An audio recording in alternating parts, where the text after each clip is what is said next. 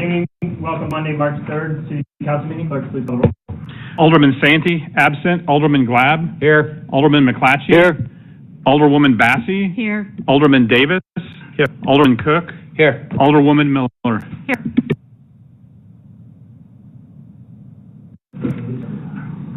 Allegiance to the flag of the United States of America and to the republic for which it stands, one nation, under God, indivisible, with liberty and justice for all.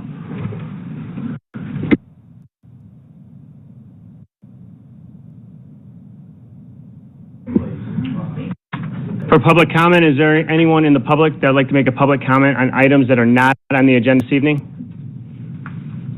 See none. Moving on to consent agenda items 5A through 5F. Is there any items that you would like to hold for separate consideration by the council? No. I'm looking for a motion to approve 5A through 5F. Alderman McClatchy. Thank you. I'll make that motion to approve consent agenda. Thank you. Second. Alderman Cook. I'll second that motion. Thank you. Discussion on these items by City Council? See none. Clerk, please call the roll. Alderman McClatchy. Yes. Alderman Cook. Yes. Alderman Glab. Yes. Alderwoman Bassey. Yes. Alderman Davis. Yes. Alderwoman Miller. Yes. Thank you, Council. Next item on the agenda is 6A, Shamrocks to Fox temporary use permits. I'm looking for a motion to approve a temporary use permit for the following: Foxhole Pizza and Pub on March 15th, 2025. The Courthouse Tavern on March 15th, 2025. Toast and Roast on March 14th, 15th, and 16th, 2025. Salerno's Pizzeria and R Bar on March 14th, 15th, and 16th, 2025. These items can be voted on separately, just like any other item that we've ever had. If you want to separate them, it does not mean that you have to blanket vote on an entire item. All right, so if there's any items, I'll go ahead and have Director Polarecki go ahead and Right, so Chief and I kind of tag team this one. There's a couple of things that came up when we were reviewing these temporary use permits. So just brief history, we noticed in the past years that some businesses were doing some things outside of their normal business during the Shamrocks event. We don't want to necessarily stop them from doing that, but we wanted to have record of what their plans were for safety. Obviously, the police want to know what these businesses are doing, especially with the open liquor between the hours of 12 and 6 p.m. On Saturday. The real question here is when do we limit the outdoor sales of alcohol? So that kind of was our internal discussions. Someone like the courthouse is currently allowed to have outdoor sales of alcohol because they're completely fenced in. It's part of their building permit and their approvals in the past. They have an outdoor patio. Buddy's is similar, and also DC Cobb's. They meet the requirements to have outdoor sales throughout the year with their regular liquor licenses. The ones that do not, that are asking for temporary use permits, are Foxhole Pizza, Toast and Roast, and Salerno's Pizza, R Bar.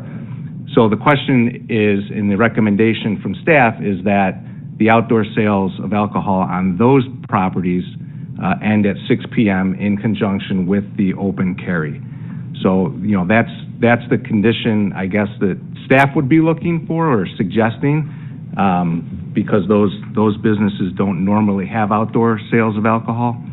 And then, the music, again, that's up to council too, I guess, when the music can stop. But if you've got music playing until 10 p.m. and alcohol sales stopping at 6 p.m., I think the two need one another to work, right? So that's kind of the discussion we're looking to have with the council tonight and get some direction and approval or denial of these temporary use permits.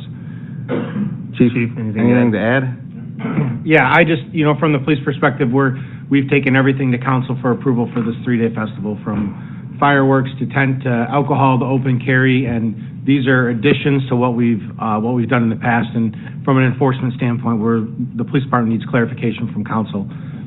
Right now, it's noon to 6 p.m. and 11 a.m. to 6 p.m. on Saturday for the open carry, sale, and consumption, unless you have one of those defined areas already within your business that you already sell alcohol and consume alcohol.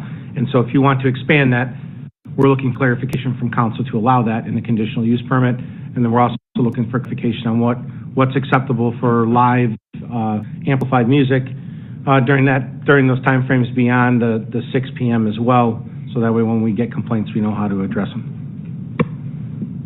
Perfect, thank you. Alderman McClatchy, what item would you like to pull from that? I'd like to vote separately on Salerno's. Thank you. All right. Any other council members wanting to pull and vote separately on any of these? Okay. All right. I am looking for a motion to approve 6A, excluding Salerno's Pizza and our bar on March 14th, 15th, and 16th. Alderwoman Miller? I'll make the motion to approve 6A, Foxhole Pizza, the Courthouse Tavern, Toast and Roast, as presented in the packet. Thank you. Second? A second. Alderman McClatchy for a second. Second. Discussion on these items? Alderman Glab? Just for clarification, then the Foxhole Pizza and Pub, the Courthouse, and Toast and Roast will all be able to stay till 10 o'clock? That's their application is requesting that, but as the chief and I just kind of explained, we were looking for some direction from council as how council wants to handle this. Well, all right, Foxhole, let's start with Foxhole. Foxhole, do they have a permit to be out there on the weekends or whatever? They do not. No. They do not have the outdoor patio and the fencing that's required to serve outdoors. This Okay. would be a temporary. But the courthouse does because they're fenced in. And Toast and Roast also is not fenced in, so they do not either, correct? Correct. Okay. So the only one that could actually stay open past 6 o'clock at this point in time until something else would be approved would be the courthouse. That is correct. Okay. Yeah. My feeling is I'd rather curtail everything to 6 o'clock. I know how the parking area over there by the Foxhole, it gets quite packed, and I don't think at night I want to see that kind of a crowd. I also feel that I don't want to see amplified music past 6 o'clock either. Well, maybe we can go to 8 o'clock on that or something, but I don't want to see it till 10 o'clock at night. Okay. Any other discussion? Alderwoman Bassi? This is just a real simple little one. When I look at the application for Foxhole, they are asking for 9 a.m. to 2 a.m. in the morning. I just want to make sure that we're not going to be granting that time frame for them.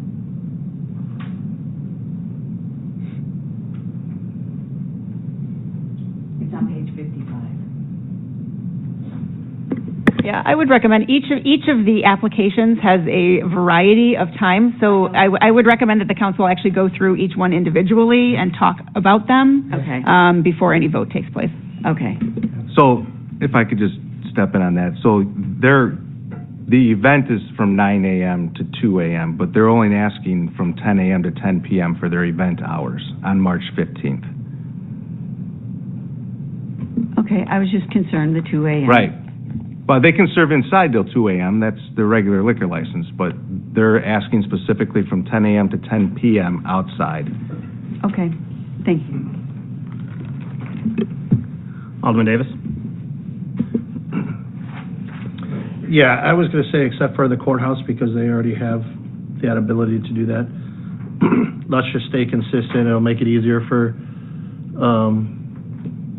the police and everyone else to if we have to say this one's going to go till 8 and this one's going to go till 6, and it's just going to be an administrative nightmare. I'd prefer just to keep it within the same rules as the open liquor, just to keep it simple. We'll allow them to do it, but music not past 6, alcohol not past 6, unless obviously their liquor license allows that, which is only the courthouse at this point, right? That's just my opinion. Alderman Miller? Oh, I'm sorry, my mic was on. So I made the motion, and I speak in favor of the motion, particularly in the Foxhole proposal, that they are going through an expense of setting up a tent. They are going through an expense of bringing in the porta potties.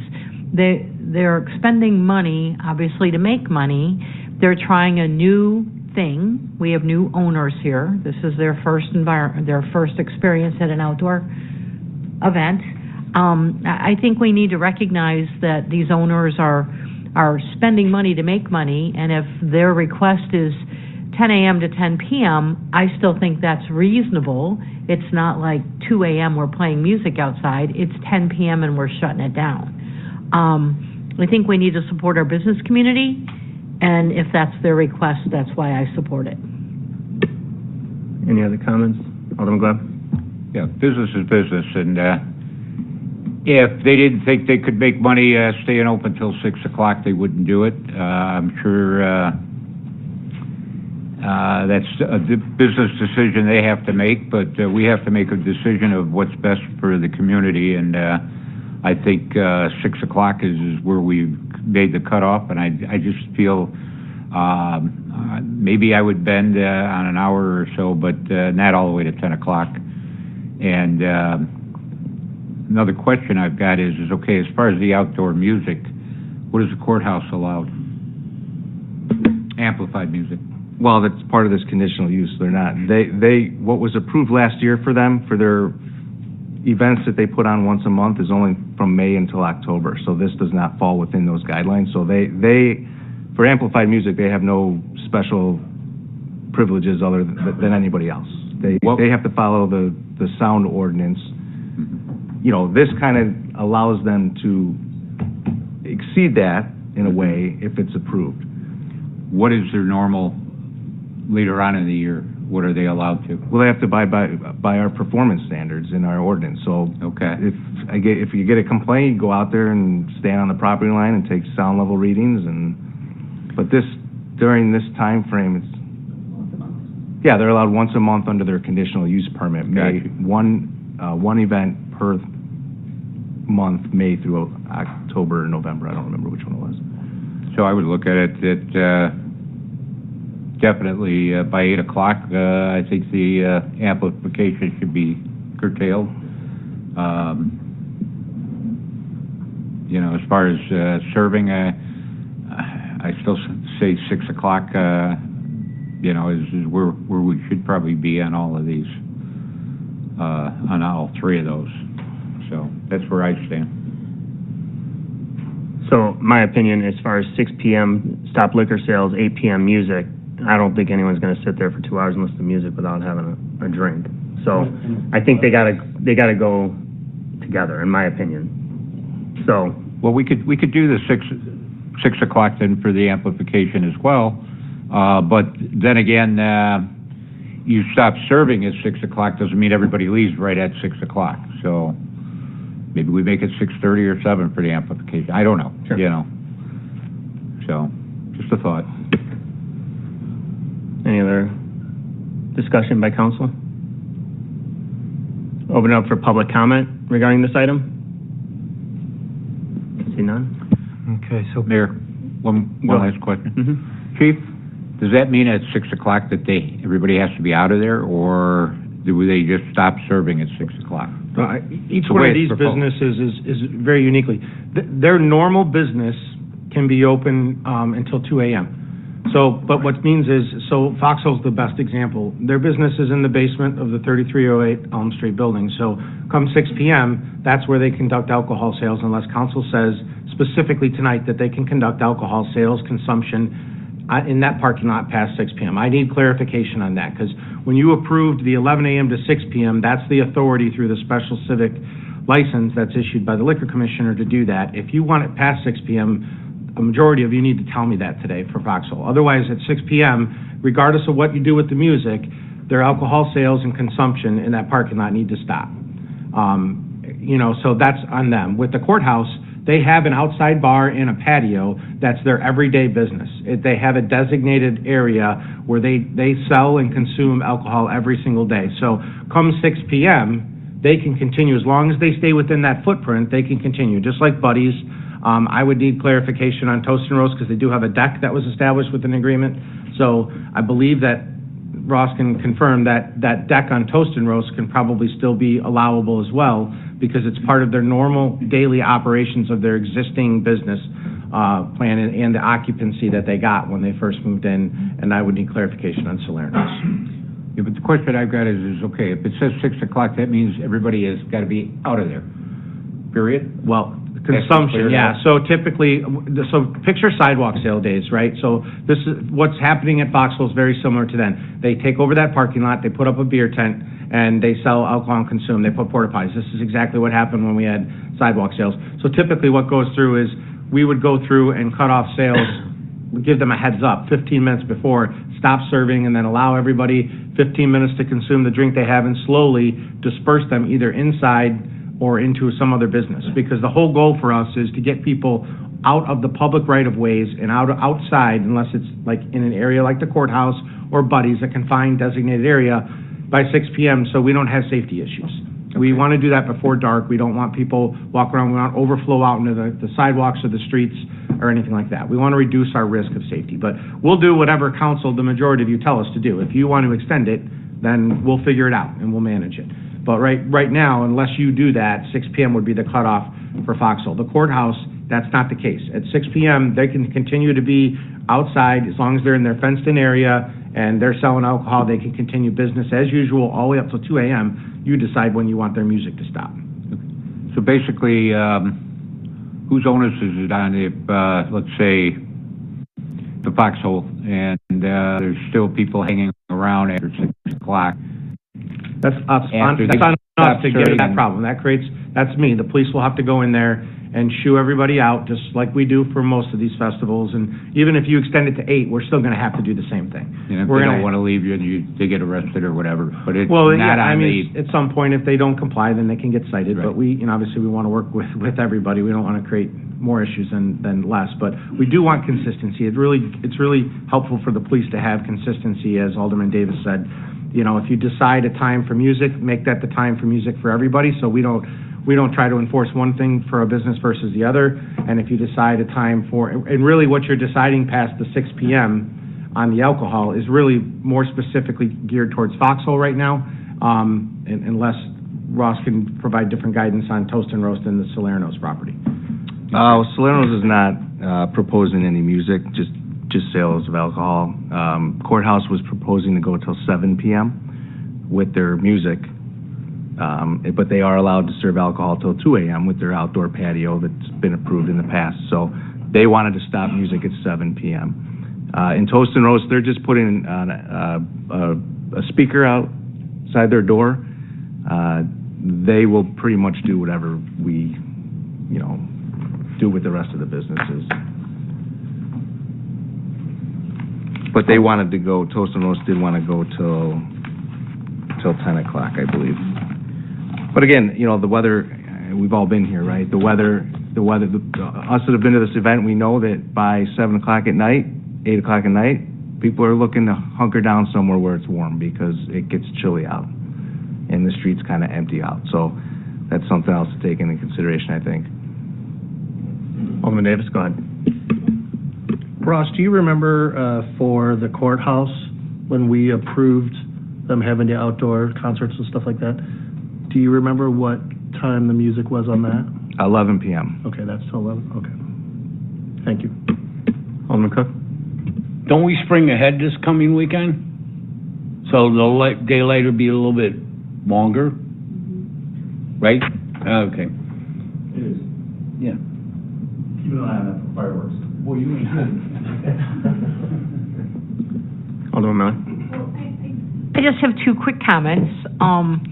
The first is Miller Point is going to be serving alcohol and having music until 11 p.m. So if we shut down Foxhole and we shut down the courthouse, those people are going to migrate back. If they're still in the mode, they're going to migrate back down to Miller Point and obviously put more pressure on Miller Point parking, and to the Chief's point, walking around downtown in the dark. Just food for thought. And then, of course, the second comment that I'm going to make is from our reflection of last year, that our downtown businesses said that this weekend and the festivities involved with this weekend was one of their highest grossing sales weekend of the year. And I have to support my downtown businesses that they're making efforts and doing the right thing here, and they want to make this event even better. And if this was the highest generating weekend revenue-wise for them, I'm not the girl who's going to say no to letting them create more business. And the weather forecast is going to be lovely. So, food for thought. I think it's important that we stay consistent, though. I think having different times at different places, I do think that's a concern, not only for police, but also the public not knowing what's going on. Okay, I can go buy a drink and I can sit around here until this time, and then it's all different. I just think we have to come up with a specific time for all these businesses and for music and for alcohol. Whether it's 6, 7, 8, whatever you all decide, but I think it needs to be all the same. So, if I can just make one more comment. I think having participated in this event year after year, by this point in the day that we're talking about, 6 o'clock, 7 o'clock, 8 o'clock, people are hungry. They're going to go into the restaurants. They're going to try to find food because there's food trucks around town, and even the courthouse is suggesting a food truck. So not everybody is going to want to eat walkable food. So I think, in my eyes, 6 o'clock is too early because not everybody's going to want to eat at 6 o'clock. To Andy's point, I could probably be convinced 7 o'clock or 8 o'clock would be the right hour, but I think 6 o'clock is too early to support our businesses. Alderman Bassi. Chief, I have a question for you. If you were sitting in our chairs right now, with all of your history as a chief, what would you actually recommend? Would it be 6 o'clock or 7 o'clock? And I do agree, we do have to have consistency all across. I guess just understanding that the police always take a cautious standpoint. Our objective is about safety. Mm-hmm. We look at things through a little different set of glasses than sometimes council may or may not. And so the 6 p.m. was a time that was selected by staff when this event first took off, because we really felt it was a good point where we could control the overall safety. We didn't want people walking around. We wanted to encourage people to migrate into businesses after 6 p.m., not continue to walk around because it's safer. We didn't want anybody stepping out into traffic. We didn't want anybody not being seen because it starts to get dark. Daylight savings time helps a little bit, but we also look at the amount of time that we're also promoting the event. And from the open carry concept from noon to 6, that's 7 hours. That's a significant amount of time already to promote the movement and the shared business opportunity for everybody as well. In the memo I put that, from the police standpoint, we would prefer to keep it at 6 p.m. It's easier for us to manage. If you extend it past 6 p.m., there will be additional police services. I will have to put more officers out to manage the overflow and the safety factors than I had planned. But, we're willing to do that if that's what council wants. And, with mirroring with the music, picking a consistent time. If you kept the alcohol at 6 p.m. and you decided you wanted outside music to continue to 7, I think there is a grace period where people will continue to drink the drink that they have in their hand and finish that drink on that property to listen to that music. We can work with that. But again, going too late at night, it becomes a safety issue that I would be concerned about. This does not prevent them from having live music inside their establishments, too. I just wanted to make sure I pointed that. We've done that for years, bands, whether or not they're in the Gambler or DC Cobbs or any of these businesses have the ability to have inside bands, and we don't restrict that. Thank you. Alderman Gleb. Yeah, I think 6 o'clock, I was going to bring it up for Alderwoman Bassi did, and that's the fact that we had all these discussions on the people that come in. We've talked about all the customers. We've talked about the businesses. we also have to talk about one business, and that's the business that the city has, and that's the police chief and the police department and the impacts on our staff. And to some extent, I think 6 o'clock probably would be the most reasonable. And I don't think the courthouse should get anything past 6 o'clock as far as the outdoor entertainment as well for that day, so that it's all consistent. I think of years back when we had the sidewalk sales and we had the drinking out on Riverside and on Green Street, and although Green Street didn't jam up as much as Riverside did, it did take a while for people to take and take off and leave or whatever. So I think to some extent, I think we ought to stay at 6 o'clock. That's where I would want to leave it at. Any other input by council? So right now, there's a motion on the floor motion and second to approve as presented for 6A minus Salerno's Pizza. Did you want to withdraw that? What is the time on the motion? They're all different right now.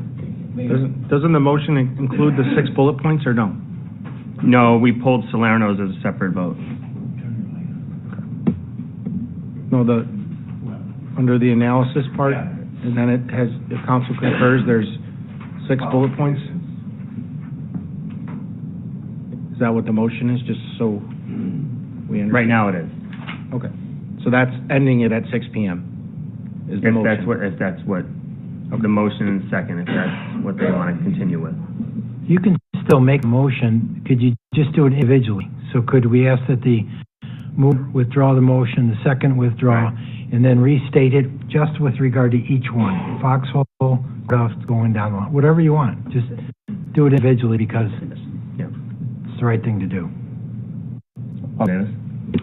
So we were just kind of looking with daylight saving time, what time sundown, and it looks like it's going to be like right before 7, 6:50 something. So would you be good with alcohol sales stop at 7, music till 8? That gives you, or 7 and then, or 6 and then 7 for the music. That way they can finish their drinks, still listen to music, start to disperse and get them out of there by that time. If you want them out before dark, then obviously 6 or 6:30ish would be where you would need to be. I'm good with whatever council votes on, to be clear, seriously. Well, obviously you know what goes into getting them out of there, right? It's not something where you're trying to get people out and everyone's like, all right, let's go. They loiter for a while. If council wants to add the hour, we will make it work. It's up to you. So could we straighten out the motion first? Well, wouldn't that be the updated motion? No, we have to withdraw the first. Yeah, we'll withdraw the first. Withdraw the second, and then take Foxhole first. Okay. So I was the maker of the motion. I'll withdraw my motion. McClatchy? I'll withdraw my second. Okay. So at this point, we'll go through each individual item. Also, remember that Toast and Roast and Salerno's is all 3 days versus just a single day on Saturdays. So just so you all are aware of that. 6A, Shamrock's the Fox temporary use permit for Foxhole Pizza and Pub on March 15th, 2025, as presented. I'm looking for a motion to approve something. Alderman McClatchy? I'll make that motion. Second. That's the motion as presented, which is 6 p.m. No. I'm sorry. 10. Yeah, we don't want it as presented. No, I'd be okay with 7 o'clock. So you want to, hey, There's those 6 it's 6 points, it's 6 p.m. Yes. Right. That's what I thought, so it's 6 p.m. Those right there. So if we wanted to change the motion to allow what Alderman Davis wanted, you would just change that for number 1. Number 1 is really, number 1 and number 4 is what need to be changed. So once again, if you want to, as presented would be including these 6 bullet points, which is 6 p.m. That's the motion. Is that the motion you want to keep? Is that 6 p.m.? Or do you want? I'd rather see 7 o'clock. So 6 p.m. for liquor, 7 p.m. for amplified music? Yeah, that works. Okay. I'm good with that. All right. Who's second on that? Alderman Davis? Okay. Discussion on this? Public comment on this item? Clerk, please call the roll. Alderman McClatchy? Yes. Alderman Davis? Yes. Alderwoman Miller? No. Okay, hold on. Alderman Cook? Yes. Alderwoman Bassey? Yes. Alderman Glab? Yes. I think I got everybody. Yep. Thank you, Council. Next item on the agenda is 6A, the Courthouse Tavern on March 15, 2025. Looking for a motion to the same or different? I'm guessing the same. So 6 p.m. for liquor, 7 p.m. for amplified music. I'm looking for a motion to approve. That's out, they can sell until 2 a.m. They have that already as the liquor license. The only thing you would be deciding is... Oh, on the courthouse, right. Yes, sorry. And their application is till 7 p.m. For So liquor. for music. Right, so that falls in line. That falls in line with where we're at. Correct. So if Okay, you so did liquor 7 would be p.m. 2 a.m. Yes. Yep, got it. So liquor, 2 a.m., amplified music, 7. Looking for a motion to approve. Alderman Davis? I'll make that motion for courthouse to have live music until 7 p.m. Thank you. Second? Alderman Miller? I'll second the motion. Thank you. Discussion on this? Alderman Glab?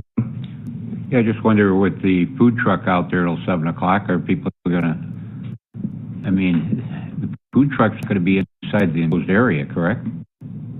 It's gonna be outside of the enclosed area? That's in their parking lot, yes. Yeah. So they won't be able to have liquor outside of it. The idea is to get the crowds inside, But they have an outdoor patio year-round that they can use. which is enclosed.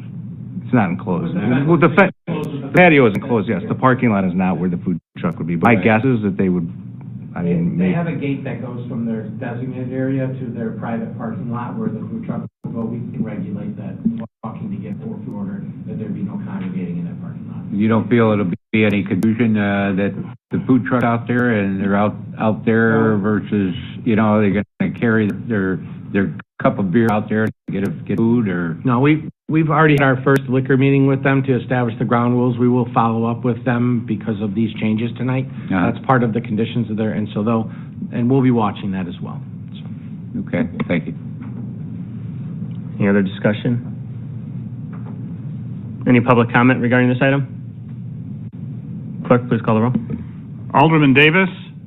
Yes. Alderwoman Miller? Yes. Alderman Glab? Yes. Alderman McClatchy? Yes. Alderwoman Bassey? Yes. Alderman Cook? Yes. Thank you, Council. Next item on the agenda is 6A, Toast and Roast on March 14th, 15th, and 16th. Looking for a motion. And once again, they're asking for, you obviously see on the screen what they're asking for.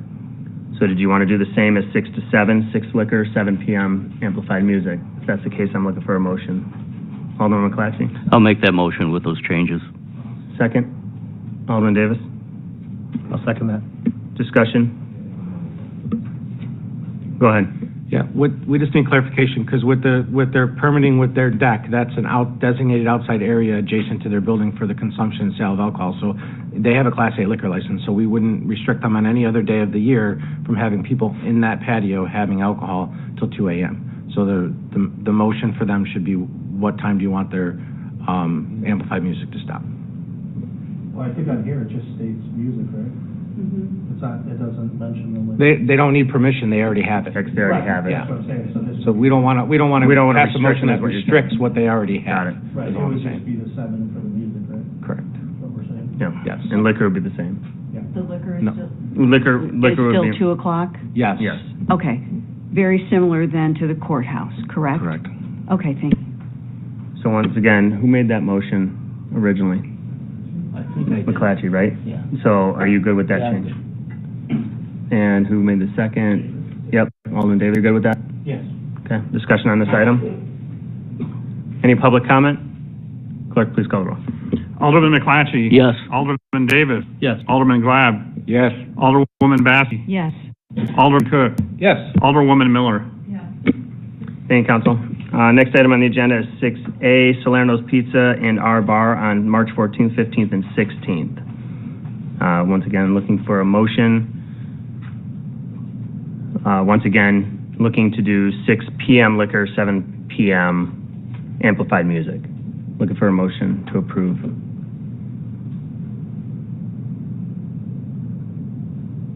No?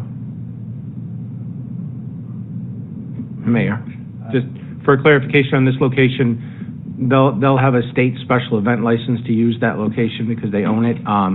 So you can restrict their time if you wanted it, just restrict it to 6 p.m. or 7 p.m. As well. With that, that's different because it's not their primary location.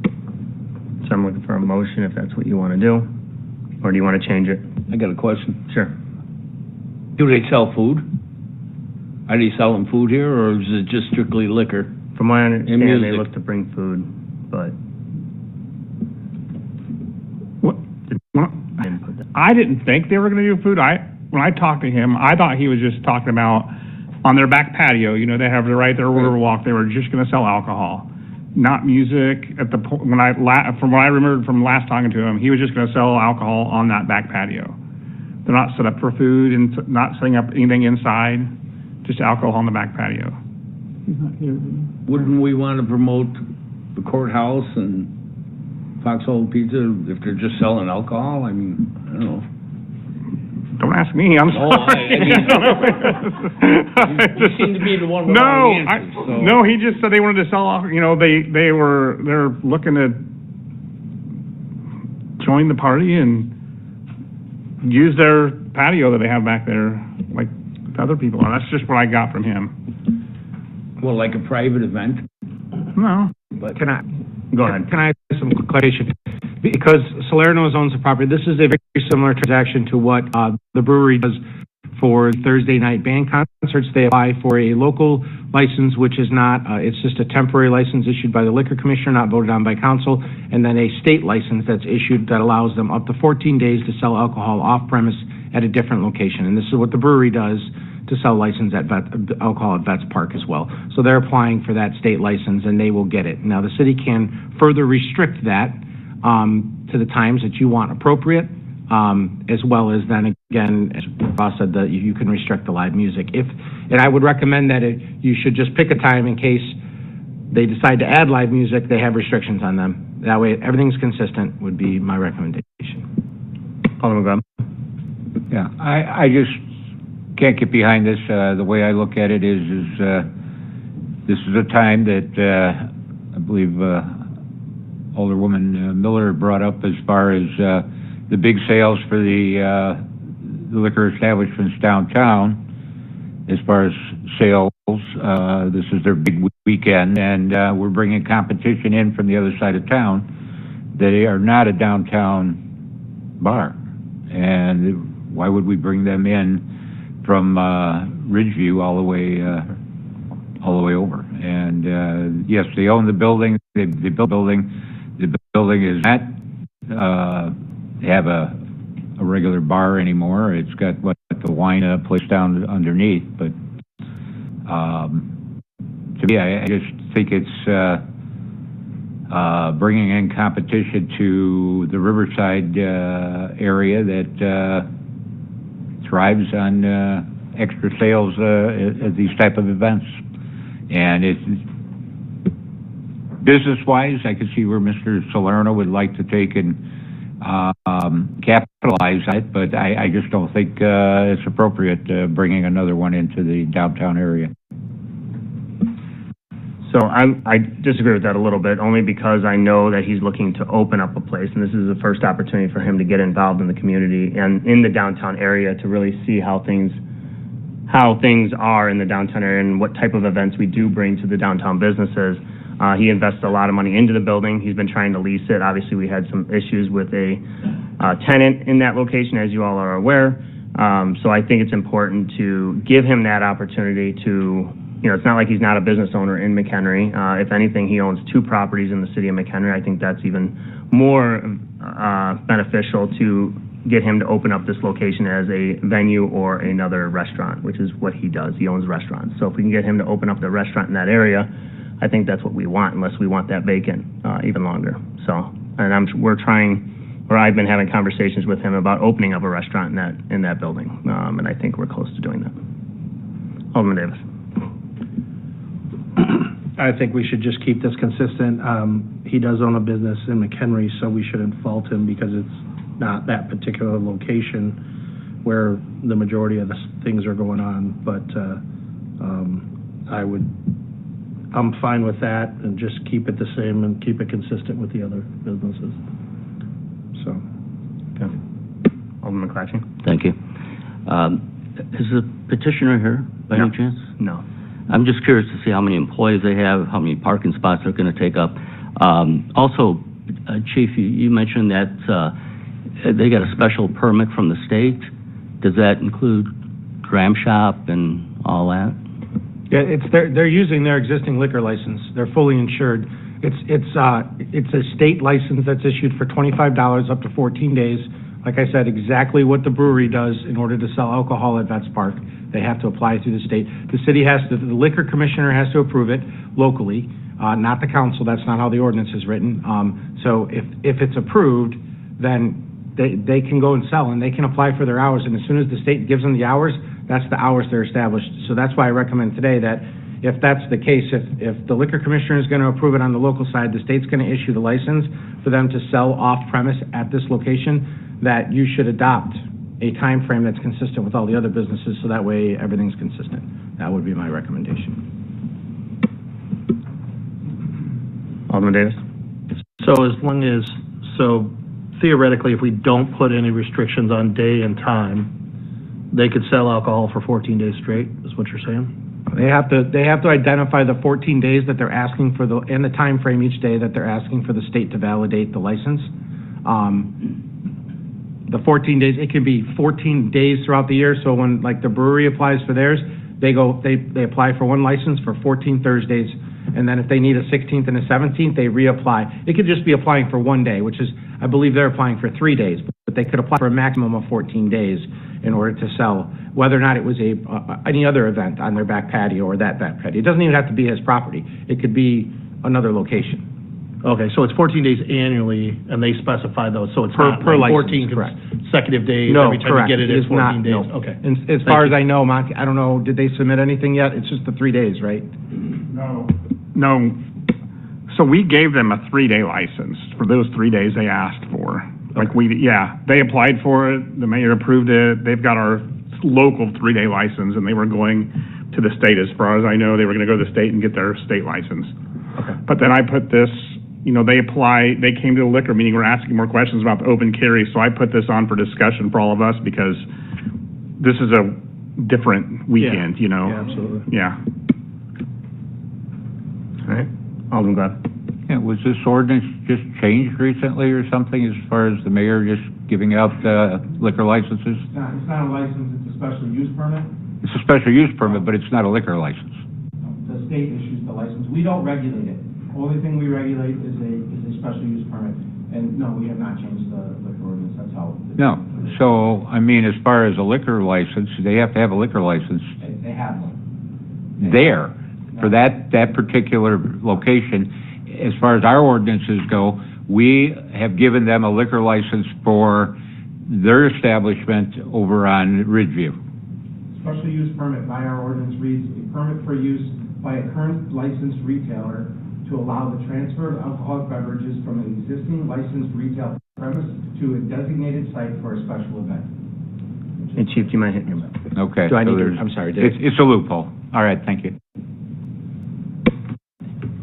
Any other questions? All right, so at this point, I'm looking for a motion to approve 6A Salerno's Pizza and our Bar on March 14th, 15th, and 16th with liquor until 6 p.m., amplified music till 7. Is that correct? All the other conditions that Ross had in there, right? These conditions will, when we issue these permits, these conditions will be a condition of the permit as well. So once again, it's these items, but 6 p.m., we're just changing the amplified music till 7. So can I have a motion to approve as presented? Alderman Davis? I'll make that motion. Second? Alderman Miller? I'll second the motion. Thank you. Discussion by council? Any public comment regarding this item? Clerk, please call. Alderman Davis. Yes. Alderwoman Miller. Yes. Alderman Cook. Yes. Alderwoman Bassey. Yes. Alderman McClatchy. No. Alderman Glab. No. I didn't count those votes. Did that pass? Yeah. Okay, thank you. All right. All right, moving on to 6B, McHenry Senior Commons Development. Looking for a motion to pass an ordinance authorizing the mayor's execution of a development agreement with the McHenry Senior LLC for the McHenry Senior Commons multifamily development. Pass an ordinance authorizing the release memorandums of understanding and approving the vacation and granting of easements for the final plat of Houston Funeral Home re-subdivision. Director Palaraki? Thank you, Mary. Basically just said it. So April of 2022, this development was presented before the City Council with an approval. It's a 40-unit, age-restricted, income-based apartment complex on Knoxon Municipal Drive, The funding was not received the first couple of years by the developer, so we put a hold on bringing a development agreement forward to the City Council because we didn't want to make changes to the plat of subdivision and go through the agreement process if the funding was never going to be received. So they have obtained their funding for this 2025. They are here this evening in hopes of getting the final approval so that they can start to build. The petitioners are here, and I am also here for any questions. Thank you. At this moment, we'll go ahead and have discussion on this item first. So, Alderman McClatchy, go ahead. Thank you. In the packet, you mentioned impact fees being reduced. Can you explain that a little bit? Right, so it's not really a reduction. So if you go back to Authentics, Fox Meadows, and Taylor Place, and we revisit how we did those, the IEPA currently uses a 100 gallons per day calculation for use of water. So basically, they say that you're using 100 gallons of water per day in your daily use. Actual numbers around 30 to 40 gallons a day. The IEPA has just never really updated their standards. So what we've been doing is as in the past, we require the developer to submit to us municipal bills, actual municipal bills with water usage from a similar development. Our staff engineer goes through those, figures out per bedroom what the average daily use is for the units, and we've been basing our capital development fees off of actual usage instead of an arbitrary number that the IEPA made up. So that's how we've been coming up with them. So we did that for Authentics, Fox Meadows, Redwood, and Taylor Place. Okay. So are these low-income apartments? They are age and income restricted. Okay, what does that mean? What's the age? Age is 55 and older. Okay. And then it's, Sarah, can you step up to the mic and explain the... Sarah, can you hit the middle button there? This is Sarah Beck from Bear Development, and she can better answer those questions. This one? Are we all set? It's actually age-restricted 62 and older. 62. And this is financed via the low-income housing tax credit. So this is different than like a Section 8 where you've got a subsidy that operates the property ongoing. This is a tax credit that subsidizes the development, and then we agree to restricted rents. And there are units at 30, 50, and 60% of area median income. Then every household that applies to live has to meet the income requirements and then pays a set rent. So everyone there is paying a rent that at the lower income side of things is between $500 and $600 a month, and on the upper side it's $1,100 to $1,300 a month. So they are affordable, but they aren't ongoing subsidized units. Okay. And as far as parking, that's all, they got enough parking spots for all that? Right, yeah, we went over that in 2022 when we A long time ago. When we passed them, yeah, I don't believe, did you guys receive a parking variance? You might have, but we have room for an expansion of the parking lot if it becomes necessary. But typically speaking, in these style of developments, there's a lot of individuals who live there who don't have vehicles and don't drive. Is that Right now, we've got about 1.5 per unit, which is quite high for a senior development. You typically don't see senior households having more than one car, but this will allow for staff and visitors to use the site as well. Thank you. Alderman Glad. Yeah. Start out with, we hopefully are looking at the future when we look at development. I consider myself one of the younger baby boomers and hopefully be around for another 15 years or longer. However, the baby boomers will slowly dwindle away, and the age average will slowly drop.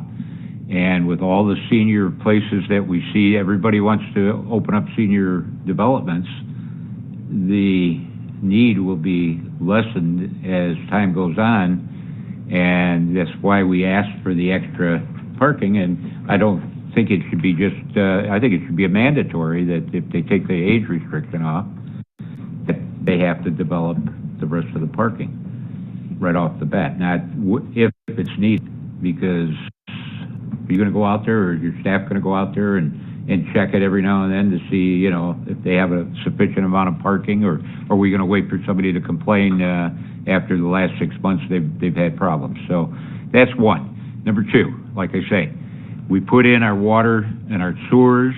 It doesn't matter if you pump a gallon through there a week or if you pump 100,000 gallons through there. That pipe underground will deteriorate at about the same rate.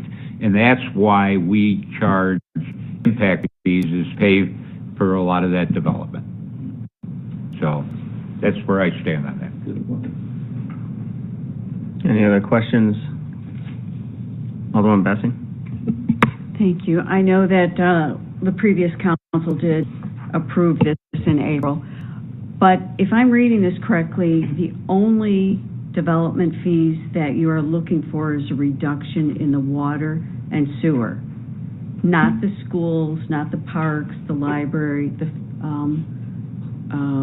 fire department. Is that correct? That's correct. There's no, and maybe it's a bad use of term, but it's not really, in my opinion, a reduction. They're paying their share based on an engineer's calculation. And Right. again, so it is a reduced rate from what we have, but by policy, we've been doing it this way for 5 to 7 years. So that is the only thing that, yes, that is being reduced. But then if I'm also reading the packet correctly, if it turns out that there is more water and sewer being used, the rate will be reevaluated. Correct. Under the agreement, we have the ability to reevaluate based on their usage. Okay, thank you. Alderman Cook? Is there a time frame when you reevaluate this? Is it 1 year, 2 years, 5 years? No, not necessarily, but we do, you know, our water billing is very good at letting us know if there's a spike. Yes, thank you, Alderman Glab. A spike in usage. You know, Carolyn, you can attest to this, that, you know, we get contacted regularly when there's spikes in usage for unknown reasons. So if there's a dramatic spike, we'll get contacted by water billing and we'll take a look at it. If you want to put some condition in there that we look at it after 5 years, we can do that as well. But we also build a 20% contingency into that to cover. So we built the 20%, you know, the number that we're charging is conservative by 20%, so that we don't miss. Does that raise everybody else's water, or just? No, this has nothing to do with rates. Okay. This is what they pay. The money that's collected from a development in capital development fees is to pay for future expansion because of the new development. Thank you. Alderman Bessie? This is actually for you. Once you break ground and the apartments are completed, how long do you think it will take until they are all rented out? So we anticipate breaking ground in April. It's about a 14-month construction period, and we'll start leasing up in those last 3 months. We typically have these leased, within the first month. It can go up to 90 days as kind of our conservative estimate, but we've usually got a pretty lengthy wait list from the outset. So you do not anticipate having a difficult time renting all the units? No, and we have 2 other developments that are almost identical to this one that very similar lease-ups. We had a market study conducted by a third party. The capture rate, the number of low-income seniors that we're actually capturing just in the local market is very small. There are a lot of people that are qualified for this housing. Okay, and I do have one other question. How often do you raise rent, or will it always be based on their income? And if the income goes up, the rent goes up, but other than that? Their income, it's basically like a regular rental. So if their income goes up, their rent doesn't go up commensurate with that. We do raise rents just to make sure that the building is operational, that we can cover operating expenses. It's similar to a market rate development in that our capital stack is subsidized by this tax credit, but we still have a permanent mortgage that we need to service every month. We've got a long-term investor that's in for a minimum of 15 years. So we make sure that the property operates well, like any responsible landlord would. So those rent increases are really just to kind of keep up with the market. Okay. Historically, how often do you raise rent for any of your other properties? They are usually raised annually, but a small amount.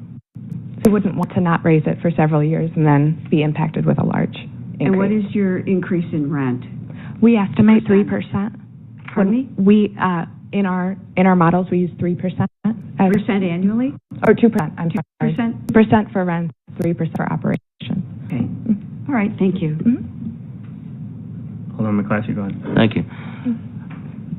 Okay, so it's age restricted. Say someone has some grandkids or whatever, how do you address that? They aren't allowed to live there. They wouldn't be on the lease. Everyone in the household has to be 62 or older. Okay. Alderman Glove. I want to get back to the rates again, and it's the fact that it comes out of the capital improvement funds of the water and sewer funds, correct? As far as what we're reducing, we replenish less for that for future growth. Well, there's nothing being spent yet. So who pays for that in the long run? The water and sewer users, correct? Just like when we have to expand the southern treatment plant, who pays for it? We're paying for it on our water bills. So it may not be affecting the specific rate, but overall, eventually, the taxpayers will pay it. So if we don't collect from the developers, the taxpayers ultimately, at the end, wind up having to pay for everything. And that's exactly what we're doing when we take and lower the rates. As far as for hookups. I mean, those hookups are there to pay for future growth and for the impact that they give, not just to the pipes and sewers there, but also to the treatment plants and everything else. And as far as I'm concerned, I think we do the taxpayers an injustice by taking and relieving any developer from these fees. Carolyn, can you clarify that? I mean, what he stated is correct. The capital development fees are for enhancing the system. It's not for any of the lines that are already there. We wouldn't use that money for, but if we needed to enhance the system for any development, that's what the funds would be for. Can I make one note? If I can, the capital development fees are to add capacity to the system. They're not to maintain existing capital assets that are in the system. So that's the big distinction between like the capital development fees and then the base fees that we collect on the water sewer bills, which are for the capital maintenance of our existing assets. Thank you, Russ. Yeah. it ultimately comes down to somebody has to pay it, and it isn't coming out of your paycheck. It's not coming out of the mayor or our paycheck. It's coming out of the taxpayers. Somebody pays it in the long run, and it is the taxpayer that will pay it in the long run. It may not be direct right away, but eventually the taxpayers wind up paying it. The money doesn't just come from heaven. I mean, but if we don't get grant monies for it, it's paid for eventually by the taxpayers. It may not be a direct hit, but eventually the taxpayers pay it. You're correct, but the money that's collected as a capital development fee is set aside and earmarked for system expansion. So if there's other maintenance that has to occur, that's going to be incurred by the ratepayers no matter what, because those capital development fees are in a separate pot for system expansion. They wouldn't be eligible for that anyway. And if the system expansion, we don't have enough money in there, then what happens? Well, that would be a whole separate issue, but that's got... Okay. Then we have to look at our rates so that we collect more money from the taxpayers so that we have the money to well, we've looked at our rates. That's why we do rate studies. Right. Which means it would raise the cost of the water rates, which we just said 15 minutes ago that it wouldn't. So it does. In the long run, like I said, it may not be a direct hit, but eventually everything dribbles down to where the taxpayers pay it. And if the developer doesn't pay it, the taxpayer will pay it in the long run. So there's just no ifs, ands, or buts about that. Sarah, go ahead. Yep, I was just going to note that there's a floor for this. So the city uses what was approved on the Authentics building as their minimum. So for that, that's 64 gallons for a one-bedroom and 94 gallons for a two-bedroom to calculate the fees. We provided annual data, our bills for exactly 40-unit senior properties that we operate, and our average use was 45 gallons for a one-bedroom and 49 for a two-bedroom. So it's between 30 and 50% less, but we're paying fees on that Authentics amount, so we're actually paying more than what would be used if we used our actual expenses on a similar product. So I just wanted to note that we're actually, like, our usage will be here, we're being billed here, and if you compare those rates, I'm sure you'll see this going forward. It's why we had no problem having the bills be reviewed on an annual basis for any makeups. So the market rate apartments are what basically determine the fee schedule. Those are market rate, non-age restricted. It's age restricted typically use less water. But again, that's how we've done it over the last 5 developments. So, this is why it's presented to the council this way for this development as well. Alderman Glenn? Let me ask you something. What size pipe do we use bringing water to a facility like this? On the norm, what's required as far as the size pipe? Well, this is probably going to be 6 or 8 inch, but that's because of the fire suppression system. So if you're talking just potable, use less water, so couldn't we reduce that down to 4 inches? No, because of the fire suppression system requires it. You understand what I'm getting at? No, I don't. That if they're not going to use that much water, then why would they need as much? I'm not an engineer. Alderman Glad. Okay. Thank you. Any other questions, comments by council? Sarah, you have anything else to add?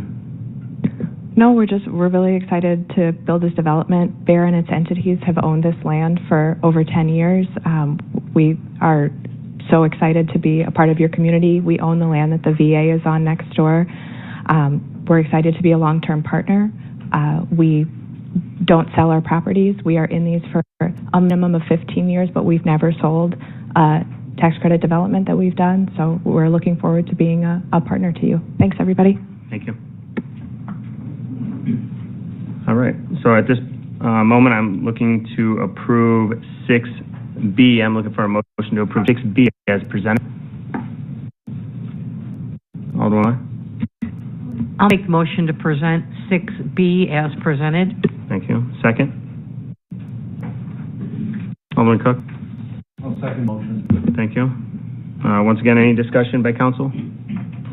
Any public comment regarding this item? See none? Monty, please call the roll. Alderwoman Miller? Yes. Alderman Cook? Yes. Alderman Davis? Yes. Alderwoman Bassi? Yes. Alderman McClatchy? No. Alderman Glab? No.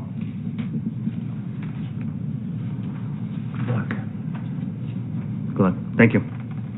Next item on the agenda is 6C, Chick-fil-A sign variance. I'm looking for a motion to pass an ordinance granting a sign variance for Chick-fil-A, 1911 North Richmond Road, for the 2 additional wall signs not to exceed 4 wall signs with a combined total of 150 square feet, and a variance to allow 1 freestanding sign no greater than 15 feet in height with a total of 80 square feet in area. Director Palarecki? Thank you, Mayor. You just pretty much did it again. Chick-fil-A, we as a staff have been working with U-Haul to create the outlet where the Chick-fil-A is proposed. We worked for years with U-Haul to create this outlet. We were not aware initially of who the end user was until a few months ago, and Chick-fil-A has then kind of turned up the gas and is moving forward pretty quickly. So they're wanting to break ground next month. That's not anything to do with the sign variance. That's just a little history of it. But with that, they are looking for a variance. Similar variances have been granted to Popeyes across the street, the McDonald's, and most of your corporate stores like Starbucks and stuff. These are corporate sign packages that come with their building prototypes typically. So sometimes they fall within our ordinances, sometimes they do not. This one does fall a little bit outside of our ordinance, but staff doesn't see any issue with it. So if council agrees with staff, I'm here for any questions. All right, I'm looking for a motion to approve 6C as presented. Alderman Glab? Yeah, I'll make that motion. Thank you. Second, Alderman McClatchy. Discussion on this item by council? Go ahead, Alderman Glab. Yeah, I just want to say that the sign ordinances and everything that we create is so that things that come in don't become bizarre. And I know I can remember having discussions years ago about Chase and a couple others that all they're asking is to do the signage like they normally do for every other company. That's their logo. That's what they look like, and that's all they're asking to do here, and I have no problem with it. Thank you. Discussion by City Council? Any public comment regarding this item? See none. Monty, please call the roll. Alderman Glab? Yes. Alderman McClatchy? Yes. Alderwoman Bassi? Yes. Alderman Davis? Yes. Alderman Cook? Yes. Alderwoman Miller? Yes. Thank you, Council. Next item on the agenda is 6D, Main Street light replacement. I'm looking for a motion to approve the purchase of light poles and light heads from Northwestern Electric for the replacement of the lights on Main Street, and to approve a budget amendment in the capital needs and replacement fund. Director Bill Hobson, go ahead.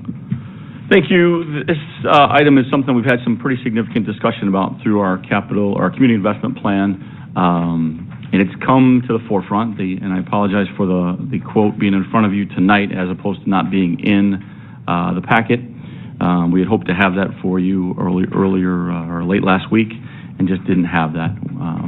Again, through the course of discussions, Main Street lights and light poles and the replacement of those poles is something that is in, we'll say, dire need. It's just, they've been there probably since the late 80s, early 90s. If anybody's driven down that street, you can see that they need attention, and was our full intention to put that light replacement into the fiscal year 25-26 community investment plan. However, the national political climate has dictated that a little bit, and so we've asked to have put this on the agenda this evening, strictly as it's related to the pending tariffs.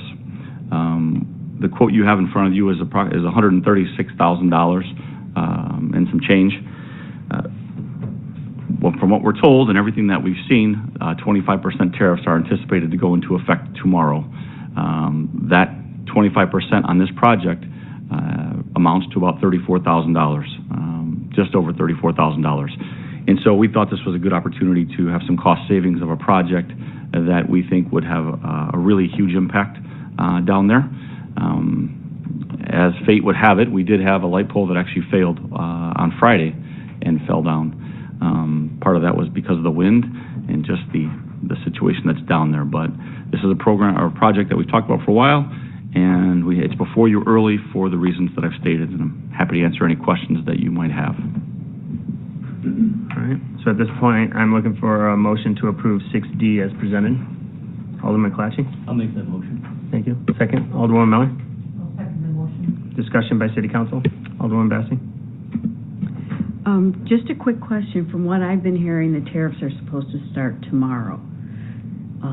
So getting this in tomorrow morning, will we avoid the tariff, to the best of your knowledge? Provided that this is approved this evening, it will be in Northwest's hands right after this meeting. I will sign that and have that on their desk prior to midnight tonight. And they're aware that they could get something? Yeah, we've had significant discussions with them and speeding this up and putting this on their plate. Okay. And Northwest Electric is our local rep, but they deal strictly with the manufacturer of the light poles. So they're our rep, and that's why it's through Northwest. But we've had conversations both with the manufacturer as well as with Northwest, the dealer. So they're waiting by the computer and the phone, right? They are aware that this should be coming. Hopefully, this gets approved and will be coming through to them this evening. Perfect, thank you. Alderman McClatchy, go ahead. Thank you. I saw the picture of that light pole that came down. How did that happen? I mean, I thought they were very solid in the ground, but that thing just... The poles have been there a long time. So they just rusted away. And there's some oxidation that's happened on the inside of those poles that we regularly inspect. However, the windstorm that we had on Friday, as well as the banner arms that are on those light poles, created some additional wind load on the light poles. And so one of the things that we'll be doing as a precautionary method at this point is we're actually going to take the banners down. Any banners that are on those poles right now, we're going to be removing just out of pure precaution. But the additional wind load that was created by the storm on Friday and the oxidation of a 40-year-old pole, 30-year-old pole, was a bad combination. Alderman Glenn? Yeah. These poles, are they here in the United States now? It's my understanding they're not here in the United States now. Well, then how do you figure that we're going to get a 25% rate? If they've got to bring them across the border, they're going to pay tariffs. As soon as we sign this bill, they hold, I'm sorry, go ahead. It doesn't matter when you purchase it as much as when it comes into our country as about the tariffs. When we sign and they receive that invoice, that locks in the price, and that's straight from Northwest and straight from the manufacturer. With Northwest, you're talking. It Correct. locks in the price. So they're on the hook for the 25% if they don't save it. But we've also had conversation with the manufacturer. All three parties, the city, the distributor, and the manufacturer have all had the conversations of this is what our intent to do is, and this is why we're moving soon on it to avoid those 25%, and they will honor that price without the 25% tariff. Okay. So is our motion also at a limit of a dollar amount? And maybe it should be for the council? Rather than just saying, the whole amount? Normally we would add that, the quote that you have in front of you, we would add that, but we didn't have that information at the time that the supplement went out. We talked about wanting to put that supplement in your hands so you were aware, rather than just an agenda item, having some background of what we were asking for. But unfortunately, we didn't have the quote on Friday or Saturday when the amended agenda went out. So I apologize for the late notice and it being in front of you tonight, but that's absolutely, Alderman Glab, if that's something that you're most comfortable with from a motion of including that dollar amount, that's why it's sitting in front of you, so you know exactly what we're dealing with. Yes, I would feel more comfortable if we had There's no motion on the floor right now that I'm aware of. Right. So.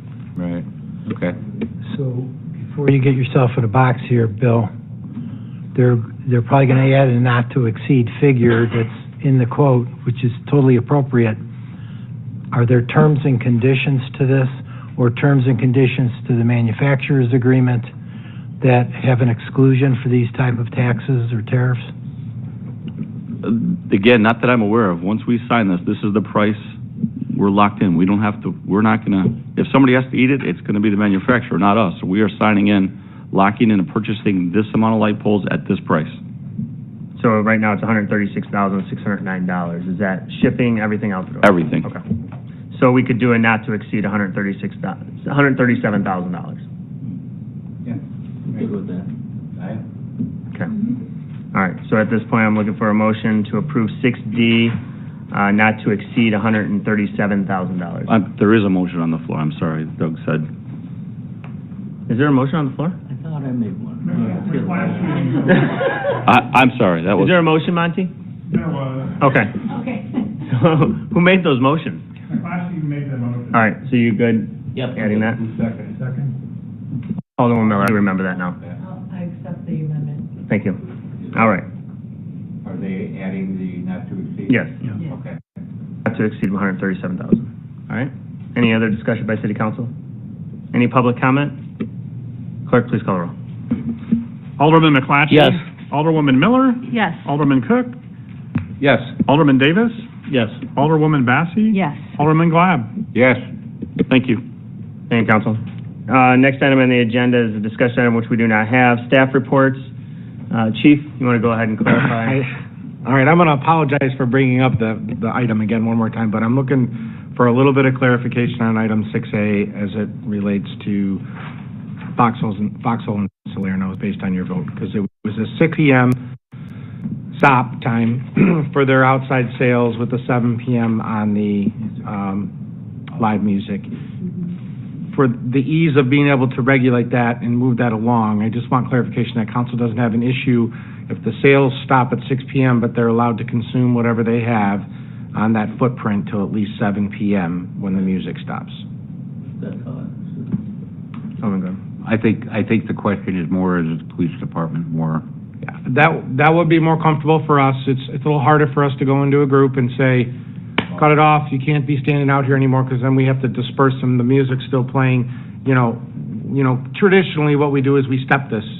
If we were looking at this as we looked at other things like even Fiesta Days, we normally do ticket sales stop at this time, 15 minutes later, drink sales stop, and then 30 minutes after that, the event stops, right? And so if you put that 7 p.m. time, I want to make sure that we do this without offending any of our residents that are enjoying themselves, and everything flows smoothly. So it would either be, I'm not trying to ask anybody to reconsider whatsoever, it would either be just change it all to 7 p.m. for those two locations, or allow us the leniency of the sales stop at 6 p.m., but you're allowed to consume what's still on your person on that footprint until 7 p.m.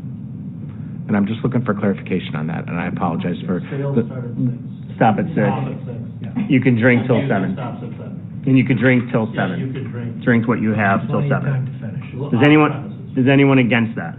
Can you get 4 beers at once? That's what I'm worried about. Well, yeah, there are limits to the amount of beers that you drink per person. Again, I'm not going to be standing there watching that.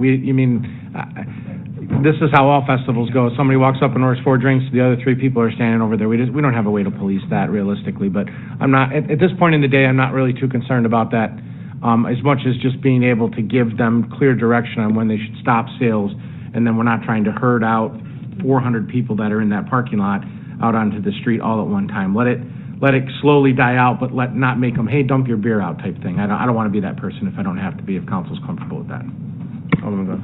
Yeah, Chief, maybe when you have your discussion with these owners, just bring up the fact that cooperation needs to go both ways, and anything that they can do to help clear that way before 7 o'clock would be appreciated. Yeah, we cover all these points in that annual meeting. We do everything from security to porta potties to trash cans to plastic versus glass. And all the businesses, I have to commend them.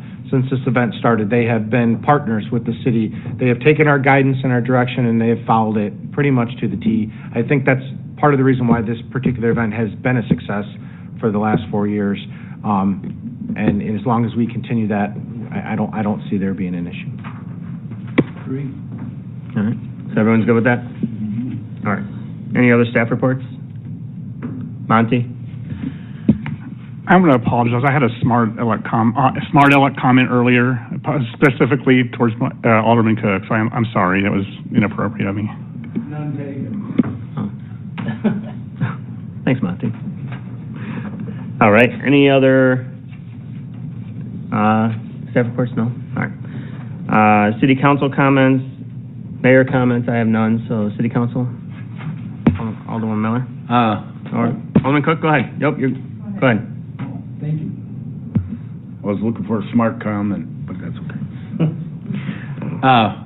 Mr. Adams there, thank you for putting those lights on Crystal Lake Blacktop there for along the flashing pedestrian cross lights, okay, or crosswalk there by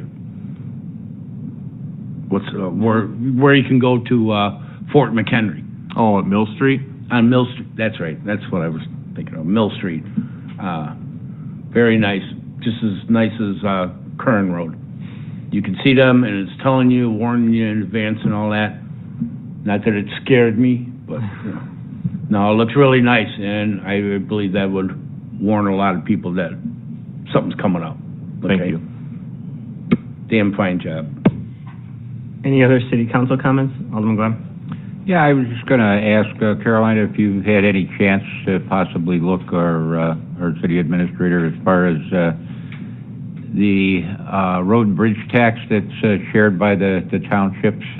Are we getting our fair share from both townships? We have not looked into that yet, but Carolyn may have some context, I'm not sure. But if not, we can certainly look it up and get back to the council. Yeah. And again, I said, I didn't expect you to have it in a day or two. All I'm saying is we looked at it once before, and we were getting kind of shorted by one of the townships. And again, a couple $100,000 can go another street or two on that, and that's where it would go. It was right into our street program. So. If we could maybe update the council down the road whenever we do finally get to, because I know you got to analyze a lot of different things to get there. Thank you. Yeah, I've been fighting that for 8 years. Yep. So that was my first meeting, I think, we got elected. So, Alderman Davis? Yeah, I was just going to ask Russ on the, I guess it might be Russ. So on the Parkway, how not those, whatever we want to call them, balusters, or what are they called? The delineators. The delineators, yeah, the plastic pieces with the reflectors that didn't last very long. Do we know when those are going to get replaced? We have the new ones. Okay. We were taking a more cautious approach this year to kind of see how many casualties we were going to have this plow season before we just started slapping new ones in there. Casualties of delineators, not humans. Yes, sorry, let me clarify. That was my assumption. Figured we'd hear about the other one. But no, we ordered we ordered a case of them. I don't know what the quantity is, but we have extra on hand, and we will be out there this spring replacing the ones that are down. Okay, that's all I was wondering, if you guys had received those, and I assumed you would wait till the spring, but. Any other city council comments? Alderman Miller? Thank you. I just wanted to acknowledge and thank both Public Works and Parks and Rec for all of the festive decorations in town. I noticed we have some new ones that appear to be hand-built on the sign standards. So kudos to your teams for getting those out there and, again, being festive. I've had a couple constituents ask if we have Easter decorations in Swords, and I suggested we probably did not, other than a few, but not nearly as many as we have in Shamrocks. People are noticing. You guys are building, creating. Thank you. We don't have Easter tulips. When the tulips come up, that's our Easter decorations or spring decorations. So we plant a lot of tulips in the islands, but not to be selfish, sorry, Russ, but all those decorations and cutouts, that's the Parks and Rec department, our maintenance team. So I'm gonna grab that one. They work hard on those, so they do a nice job. The new ones that go in between the normal pennant ones are really cute. Yeah. Do they spin? I don't believe that they spin. We try not to. They'll move, but I don't think they're going to truly spin. All right. I saw the single pole coming down, and I thought, ooh, maybe somebody got really creative, but okay. Any other city council comments? I'm glad they're cute. All right. At this time, we're going to be going into executive session to discuss the appointment, employment, compensation, discipline, performance, or dismissal of specific employees, 5 ILCS 120-2C1. It shows that we're going to be having an action item when we come out of executive session. That is not the case. We'll be adjourning after this executive session, so I'd ask the public to please exit the room so we can go into executive session. Have a great night. Thank you for coming. Motion and a second. At this time, looking for a motion to enter executive session. Alderman Miller? So moved. Alderman Davis? I'll second that. Monty, whenever you're ready. Alderwoman Miller, Yes. Alderman Davis, Yes. Alderman Glab, Here. Alderman McClatchy, Yes. Alderwoman Bassi, Yes. Alderman Cook. Yes. Thank you, Council. Once everyone's out of the room, I gotta staff can leave.